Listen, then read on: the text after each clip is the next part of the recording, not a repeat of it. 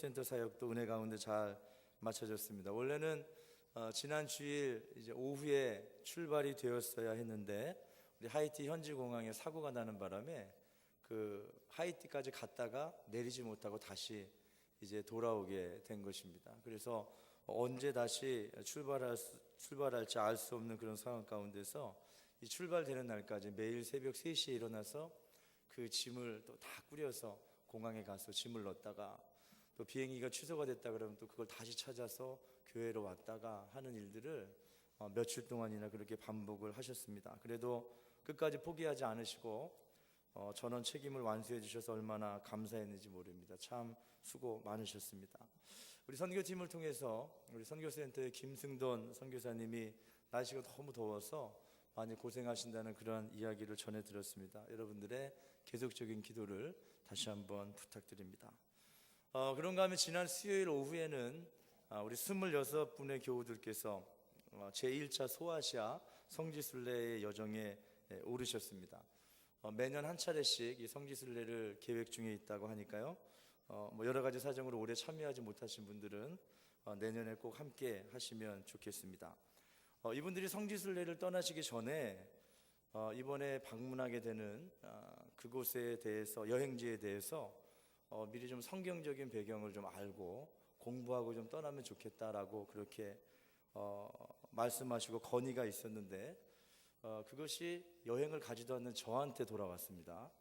그 여행을 가지 않는 저에게 그 내용을 준비해서 그것을 조금 나누고 공부하는 시간을 갖자고 그렇게 이야기를 하셔서 그런데 저는 잘 동기부여가 안 되더라고요. 제가 가지 않기 때문에.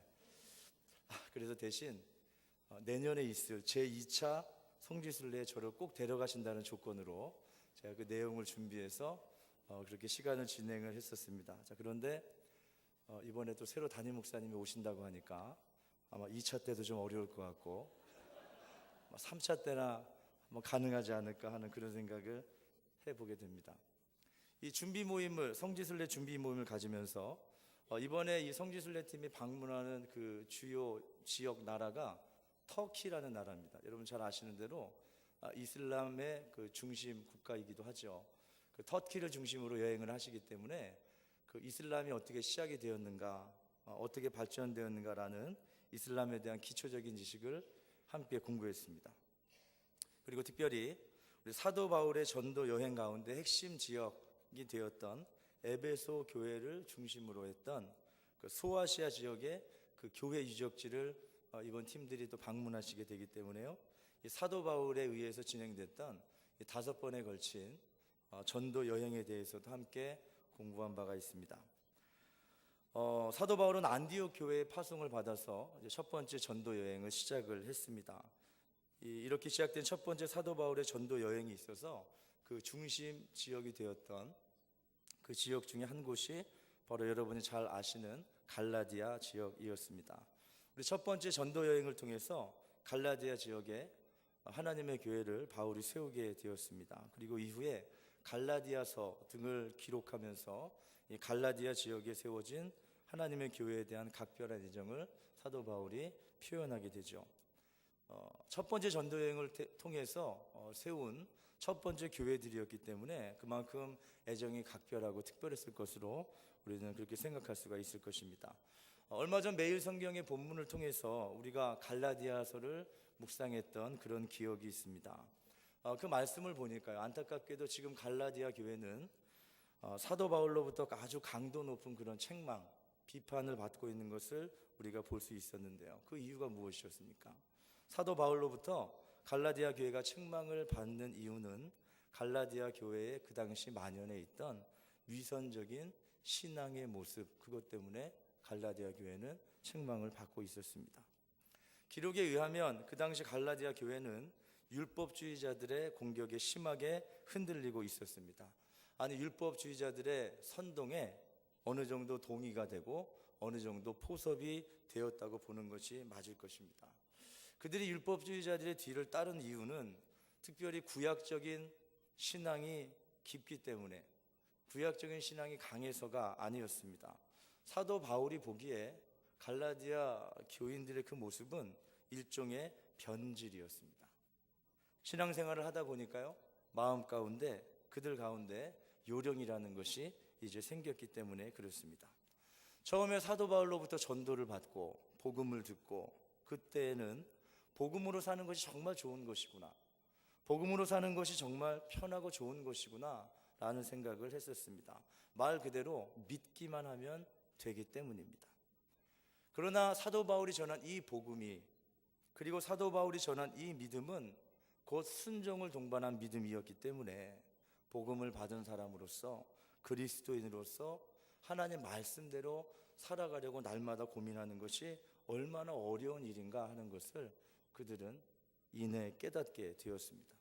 그 순간 그들의 눈에 들어오는 것이 바로 율법이었습니다. 거짓 교사들이 갈라디아 교회에 침투해서 율법을 강조하기 시작했습니다. 이 거짓 교사들의 말을 듣다 보니까 깨닫게 되는 것이 한 가지가 있었습니다. 무엇입니까? 복음주의로 살아가는 것보다, 날마다 하나님의 은혜를 구하며 하나님 말씀에 순종하며 살아가는 것보다 율법을 지키며 율법주의로 살아가는 것이 훨씬 더 편하다는 것을 그들은 알게 되었습니다. 내가 어떻게 하면 날마다 깨어 있어서 하나님 말씀을 마음 가운데 두고, 어떻게 하면 그 말씀에 순종해서 정말 하나님 보시기에 합당한 삶을 오늘도 살아갈 수 있을까를 계속해서 고민하고 애쓰는 것보다 그냥 외적인 증표로 할례를 한번 받는 편이 훨씬 더 간단하고 힘이 덜 든다는 사실을 그들은 알게 되었던 것입니다. 그래서 사도 바울이 그런 갈라디아 교우들에게 일갈한 것이 갈라디아서 2장 20절의 말씀이었습니다. 우리 화면을 보시면서 함께 저와 함께 말씀을 봉독하도록 하겠습니다. 함께 읽겠습니다. 나는 그리스도와 함께 십자가에 못 박혔습니다. 이제 내가 살고 있는 것은 내가 아닙니다. 그리스도께서 내 안에서 살고 계십니다. 내가 지금 육신 안에서 살고 있는 삶은 나를 사랑하셔서 나를 위하여 자기 몸을 내어주신 하나님의 아들을 믿는 믿음 안에서 살아가는 것입니다. 이 말씀대로 그리스도인이라고 하면 실제로 십자가에서 죽은 삶을 살아가야 하는데, 지금 이 사람들이, 갈라디아 교회 사람들이 죽으려고 하지는 않고 죽은 척을 하려고 하고 있는 것입니다. 죽은 척을 하면서 마치 죽은 것과 같은 그런 효과를 내는, 그런 결과를 넣는 그런 방법이 있지는 않을까. 그래서 발견하는 것이 바로 율법주의를 붙잡고 할례 받기를 선택하는 것이었다라는 것입니다.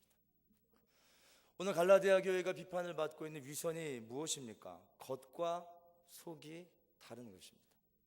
겉과 속이 같지 않은 것입니다. 신앙생활 가운데 겉과 속이 같은 것은 너무 어려운 일입니다. 예수님께서 이제 자기 십자가를 지라고 우리에게 말씀하셨고, 이제 그 말씀을 들은 사람은 당연히 실제로 십자가에서 날마다 죽는 그런 삶을 살아야 하는데, 이게 어려운 것입니다.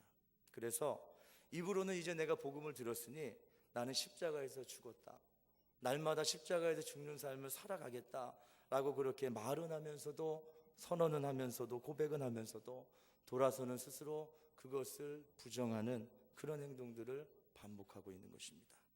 그러므로 위선의 본질은 다른 것이 아닙니다. 위선의 핵심은, 위선의 본질은 쉽게 가자는 것입니다. 정말 죽을 필요까지가 있나? 죽은 척을 잘하면 되지.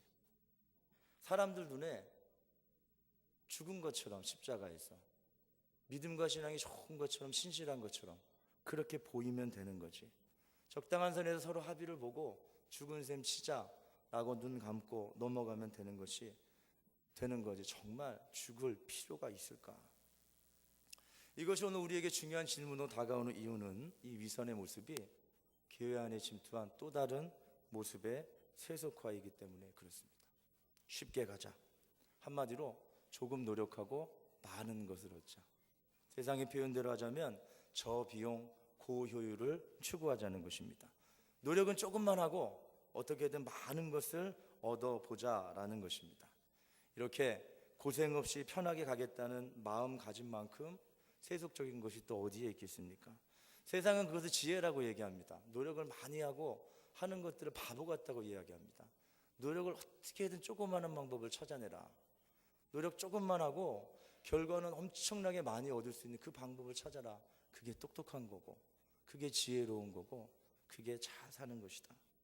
편하게 갈 수 있는 방법이 있는데 왜 사서 고생을 하는가? 좋은 게 좋은 거지. 이것이 바로 세상의 방법입니다.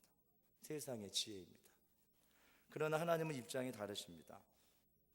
세상의 입장과 반대입니다. 저비용 고효율이 세상의 지혜요 세상의 입장이라면 하나님 입장은 그 반대 고비용 저효율입니다.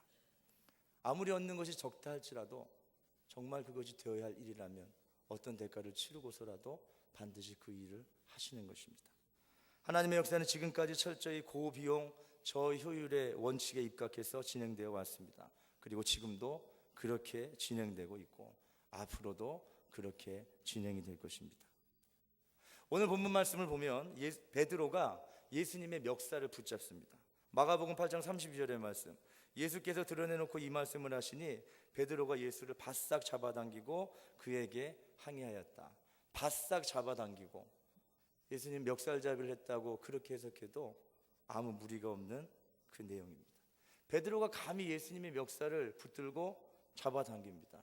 항의합니다. 왜 그랬습니까? 예수님께서 십자가의 고난의 길을 이제 비로소 제자들에게, 사람들에게 말하셨기 때문입니다.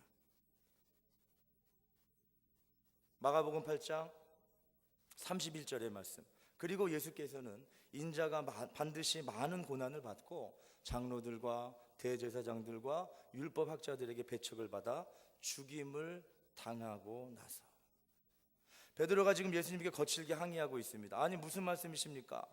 십자가에서 죽으신다니요.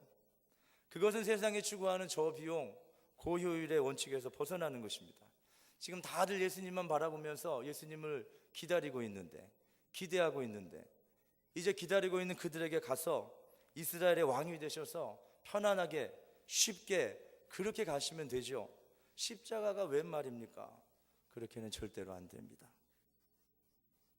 이렇게 주장하는 베드로 앞에 예수님의 대답은 단호한 것이었습니다. 마가복음 8장 34절의 말씀, 그러나 예수께서는 돌아서서 제자들을 보시고 베드로를 꾸짖어 말씀하셨다. 사탄아, 내 뒤로 물러가라. 너는 하나님의 일을 생각하지 않고 사람의 일만 생각하는구나. 너는 하나님의 일을 생각하지 않고 사람의 일만 생각하는구나. 영어 성경에 보니까요, You are not setting your mind on God's interest but man's 라고 되어져 있습니다. 무슨 이야기입니까? 너는 하나님의 관심에 대해서는 전혀 마음을 쏟지 않는구나. 내가 어떤 마음을 가지고 있고 어떤 계획을 가지고 있고 어떤 방법을 사용하는지에 대해서는 아무 관심을 두지 않는구나 라고 이야기하는 것입니다. 지금 하나님의 관심이 무엇입니까? 고비용 저효율의 원칙입니다. 이 세상의 기준으로 본다면 예수 그리스도의 십자가 사건은 고비용 저효율의 극치입니다. 왜 그렇습니까? 예수님이 죽으시는 대신에 죄 많은 내가 살아났기 때문에 그렇습니다. 내가 사는 대신에 예수님이 사시는 것이 더 효과적이지 않습니까? 내가 살아나 봐야 병든 사람이 살아나겠습니까? 병든 사람을 고치겠습니까? 내가 살아나서 죽은 사람을 살리겠습니까? 내가 살아나서 배고픈 사람 5천 명의 식량을 공급할 수가 있겠습니까? 그런데도 하나님은 예수님이 죽으시고 죄 많은 우리가 사는 것이 맞다고 그렇게 말씀하십니다. 이것이 바로 하나님의 방법이시라는 것입니다. 이러한 고비용 저효율의 전형은 생각해보니 먼 곳에 있지 않습니다. 바로 여러분 앞에 서 있는 저 자신이 바로 고비용 저효율의 전형인 것을 저는 고백하지 않을 수 없습니다. 만약에 하나님께서 효율을 따지신다면, 저비용 고효율의 원칙에 따르신다면 저 같은 사람은 목사가 되어서는 안 될 것입니다. 저보다 더 능력이 많고 저보다 여러 가지 면에서 훌륭한 다른 사람이 목사가 되는 것이 맞을 것입니다. 설교를 준비하고 여러분 앞에 설교를 하는 일 자체가 죄 많은 저에게는 솔직히 너무나 힘든 일입니다. 설교를 준비하기 전날 잠을 자지 못합니다. 설교를 해야 하는데 부족한 저의 모습을 안고 이 말씀을 전하려고 하니까 그것이 얼마나 힘든 일인지 알 수가 없습니다. 가장 가까이 있는 사람은 또 얼마나 괴롭겠습니까? 저희 와이프는 또 저의 설교를 들으면서 그냥 자기나 좀 잘하지, 무슨 저런 말을 할 자격이 있나. 그렇다고 여러분이 또 저를 그렇게 보시면 안 됩니다. 예. 그런데 이런 저를 하나님께서 목사시켜 주신 것입니다. 만약에 하나님께서 세상이 추구하는 대로 저비용 고효율의 원칙으로 선택을 하신다면 미안하지만 여러분은 아닙니다. 여러분보다 훨씬 더 홍보 효과가 좋고 훨씬 더 전시 효과가 뛰어난 사람들이 세상에는 얼마든지 많이 있습니다. 그러나 그럼에도 불구하고 하나님은 다른 사람이 아닌 바로 여러분을 선택하셨습니다. 저와 여러분에게 고비용 저효율의 원칙이 정확히 적용된 것입니다. 이처럼 고비용 저효율의 원칙은 영원토록 변치 않는 하나님의 일하시는 방법입니다. 그래서 주님은 결론적으로 이 말씀을 우리에게 주셨습니다. 마가복음 8장 34절의 말씀, 그리고 예수께서 제자들과 함께 무리를 불러놓고 그들에게 말씀하셨다. 나를 따라오려고 하는 사람은 자기를 부인하고 자기 십자가를 지고 나를 따라오너라. 십자가를 지는 일이 그 어떤 대가를 요구하는 것이라 할지라도 하나님께서 그렇게 행하셨던 고비용 저효율의 원칙을 기억하고 이제 십자가를 지라는 것입니다. 아니, 하나님 꼭 십자가를 져야만 합니까? 십자가 그것 좀 안 지고 가는 다른 방법은 혹시 없을까요? 별로 효과적인 것처럼 느껴지지 않습니다. 거추장스럽게 느껴지는데요. 내가 십자가를 진다고 해서 뭐가 얼마나 달라질 수 있습니까? 여러분 기억하십시오. 마지막 날에 오늘의 말씀에 의하면 주님이 우리에게 물으시는 질문은 단 한 가지입니다. 네가 네 십자가를 졌느냐는 것입니다. 네가 너를 부인했느냐는 것입니다. 오늘날 얼마나 많은 그리스도인들이 십자가를 지고 있는가? 오늘날 얼마나 많은 교회들이 자기를 부인하고 있는가? 세상은 이것으로 떠들썩합니다. 교회가 제대로 됐다 안 됐다를 이야기하면서 비판합니다. 그런데 하나님의 관심은 이것이 아닙니다. 질문은 오직 하나, 너 스스로가 너에게 맡겨진 너의 십자가를 감당했느냐는 것입니다. 다른 사람이 부인되는 것이 아니고 너 자신이 하나님 앞에서 부인이 됐는가? 네가 그 일을 감당했는가? 오직 이것 한 가지만을 우리들에게 물으실 분입니다. 자기를 부인하라고 했습니다. 부인하다라고 하는 동사는 동사에 대해서 영어 사전은 refuse to believe 라고 하는 그런 해설을 붙여놓았습니다. 거절합니다. 믿는 것을 거절한다는 의미죠. 그러므로 자기를 부인한다는 말은 자기 스스로를 믿음의 대상으로 두기를 거부한다라고 하는 그런 의미가 됩니다. 여러분 너무 똑똑해지려고 해서는 안 됩니다. 그래서 여러분 자신이 모든 방법을 찾고 모든 길을 다 가지고 있으려고 생각해서는 안 됩니다. 그렇게 되면 자기를 믿게 되기 때문에 그렇습니다. 하나님을 바라보셔야 합니다. 하나님을 믿으셔야 합니다. 자기를 부인하는 그 일이 분명히 있어야 한다고 오늘 말씀 우리에게 이야기하는 것입니다. 자기 십자가를 지라고 했습니다. Take up your cross. Take up, 이것은 도전에 응하다, 도전을 받아들인다 라고 하는 그런 의미를 가지고 있죠. 그러므로 자기 십자가를 지라는 이 말씀은 너에게 맡겨진, 너에게 주어진 십자가의 도전에 기꺼이 응하라, 그 십자가의 도전을 받아들이라는 그런 뜻이 될 것입니다. 오늘 여러분에게 한 분을 소개하고 싶습니다. 루비 캔드릭이라고 하는 분이십니다. 사진을 한번 보시겠습니다. 이분인데요, 아주 아름다운 미모를 가지고 계시죠. 루비 캔드릭 선교사님이 선교지에서 죽음을 맞이할 당시에 그녀의 나이는 25세였습니다. 선교지에 도착한 지 불과 8개월 만에 생을 마감하게 되었습니다. 그리고 그녀가 죽음을 맞이했던 선교지는 바로 여러분과 저의 조국인 조선이었습니다. 루비 캔드릭 선교사님은 더 일찍 선교사로 파송되기를 원했지만 그러나 선교사 파송 연령 제한에 걸려서 파송이 거절된 그런 분이었습니다.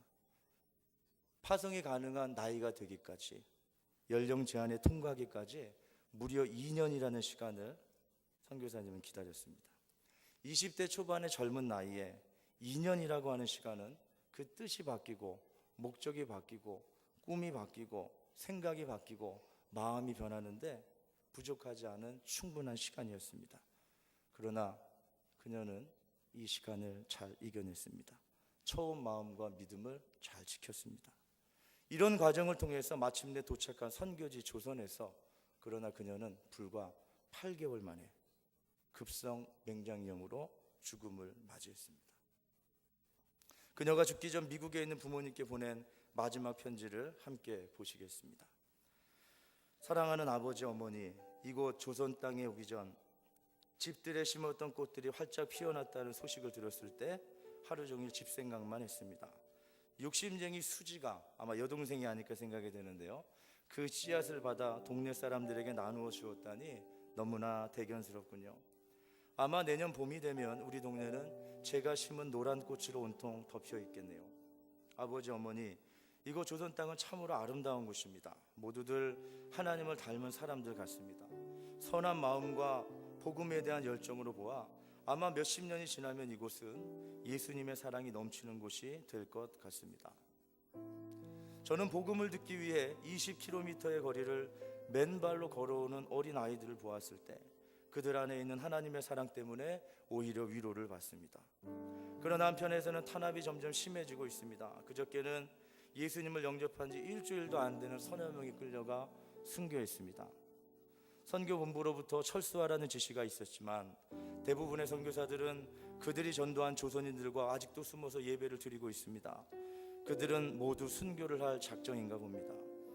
오늘 밤은 유난히도 고향으로 돌아가고 싶습니다. 외국인을 죽이고 기독교를 증오한다는 소문 때문에 부두까지 따라 나오셔서 저를 끝까지 말리시던 어머니의 얼굴이 자꾸 제 눈앞에 어른거립니다. 아버지, 어머니, 어쩌면 이 편지가 마지막일 수도 있습니다.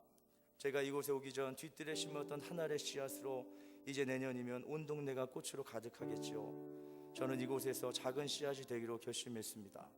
제가 씨앗이 되어 이 땅에 묻히게 되었을 때 아마 하나님의 시간이 되면 조선 땅에는 많은 꽃들이 피고 그들도 여러 나라에서 씨앗이 될 것입니다. 저는 이 땅에 저의 심장을 묻겠습니다. 바로 이것은 조선을 향한 저의 열정이 아니라 조선을 향한 하나님의 사랑이라는 것을 알게 되었습니다. 아버지, 어머니 사랑합니다. 한국의 양화진에 있는 루비 캔드릭 선교사님의 묘비에는 이런 글귀가 적혀 있습니다. 내게 만약 1000개의 목숨이 주어진다면 나는 이 모두를 조선을 위해 바칠 것입니다. 내게 만약 1000개의 목숨이 주어진다면 나는 이 1000개의 목숨 모두를 조선을 위해 바칠 것입니다. 이 묘비를 앞에 두고 한동안 깊은 생각에 잠겼습니다. 여러분은 여러분의 조국 대한민국을 사랑하십니까? 그래서 그 나라를 위해 목숨을 바치라면 여러분은 여러분의 목숨을 바칠 수 있겠습니까? 어떤 한국 사람이, 어떤 조선 사람이 이렇게 조선을 사랑할 수 있을까요? 조선 사람도 사랑하지 않는 그 땅을 사랑하는 것. 그러나 그녀는 이것이 자기에게 주어진 십자가인 것을 알았습니다. 그리고 그렇게 기꺼이 자기 십자가를 쳤습니다. 살기 좋은 나라 미국에서 아무 부족함 없이 자라던 25의 젊은 청춘이 당시 세계에서 가장 미개했던 나라 조선에서 그렇게 죽음을 맞이하는 일은 고비용 저효율의 극치입니다. 그러나 하나님의 일은 늘 그렇게 고비용 저효율의 원칙에 따라 이루어져 가고 있습니다.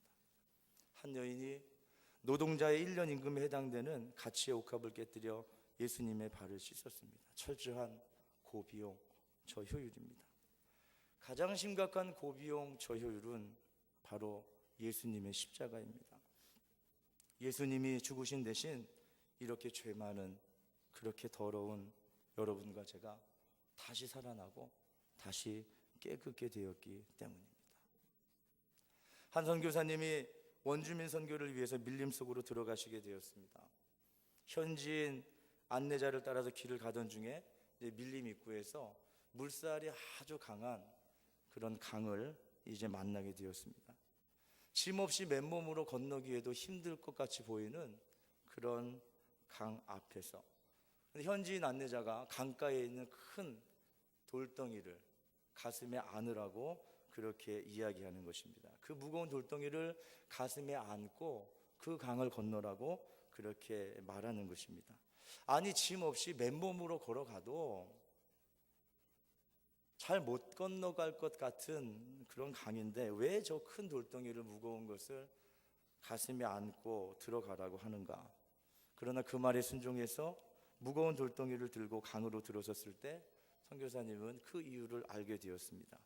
그 큰 돌덩이의 그 무게가 강한 물살에 선교사님이 떠내려가지 않도록 지켜주고 지지해주는 그 역할을 했던 것입니다. 오늘 하나님께서 우리에게 자기 십자가를 지라고 말씀하십니다.